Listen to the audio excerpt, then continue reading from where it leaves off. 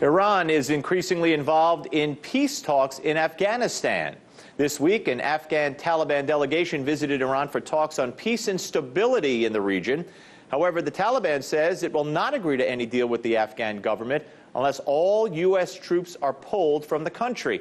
Meanwhile, the leader of Iraq's second-largest party is calling on foreign forces to leave the country, including the United States. And now, many critics of plans to pull U.S. troops out of the area fear increasing Iranian influence in the region. Now, for more on this, we turn to our friend, former Pentagon official Michael Maloof. Michael, good to see you, sir. All right.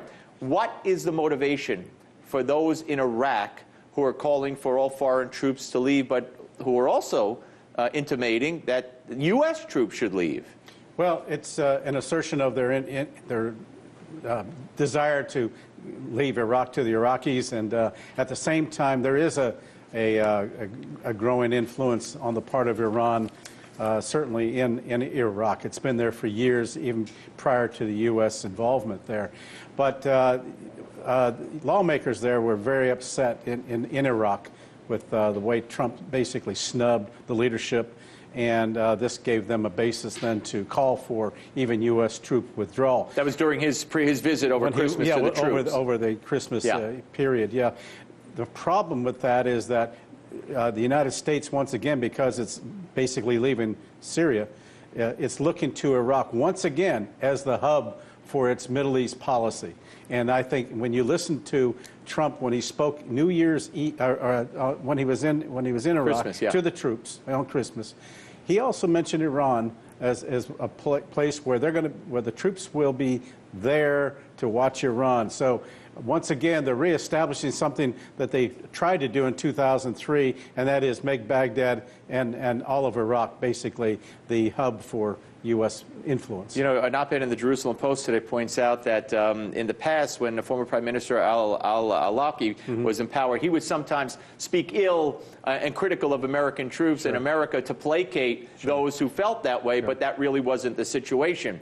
How has that changed? I mean, when we hear anti-American or troops get out now coming from Iraq, is that more of a serious nature, or is it again people trying to placate different forces? Well, I think it's increasingly serious. At that time, Maliki was trying to do it in order to consolidate the country, and the United States didn't mind it so much, but it backfired because it actually set up the resentment with the Sunnis, and from that grew the ISIS and al-Qaeda elements within Iraq. So now the United States is going to have to reconsider all of this, and I think that basically Iran is showing its influence, and its prime minister is a Shia, so, and as is Iran. Okay, so when it comes to Iranian influence, and it comes to our scheduled troop withdrawal from Syria and our supposed drawdown from Afghanistan, and you have the Iranians, as I mentioned, talking to the Taliban.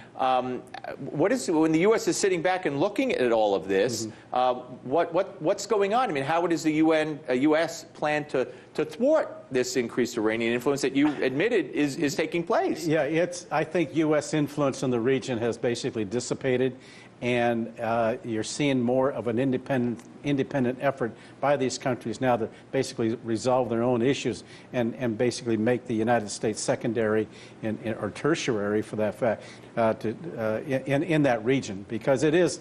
The U.S. has basically lost its influence in that region, even though with Bolton on hand as the National Security Advisor, we're trying to regain it, and we're basically leading from behind at this point. All right. Now, you know, you have, to me, something that's very problematic. Iran, in Syria, Israel has bombed Iranian weapons supplies in Syria.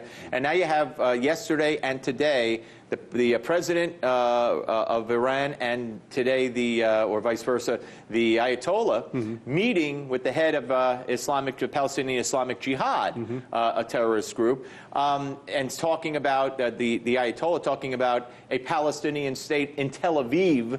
So when this kind of rhetoric gets out there, and there are some who would say when they talk like that, you have to believe them, and that's why the president and others consider Iran such a danger and such a threat. Well, it's rhetoric, and I think it's to appeal to their political base. Yeah, they fundamentally do not regard Israel, the state of Israel, as existing, and